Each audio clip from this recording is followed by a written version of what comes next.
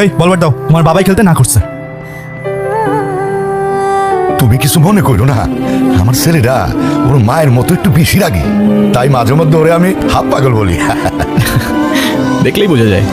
নানু ভাই, তোমরাই তো চেয়েছিলে আমি বিয়ে করিনি, তাহলে এখন কেন সরগোল পাকাচ্ছ?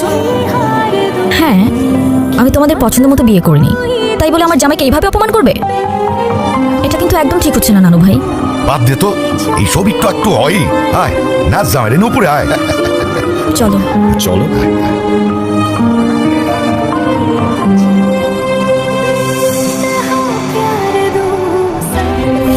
কি? আসসালামু আলাইকুম। ওয়ালাইকুম আসসালাম।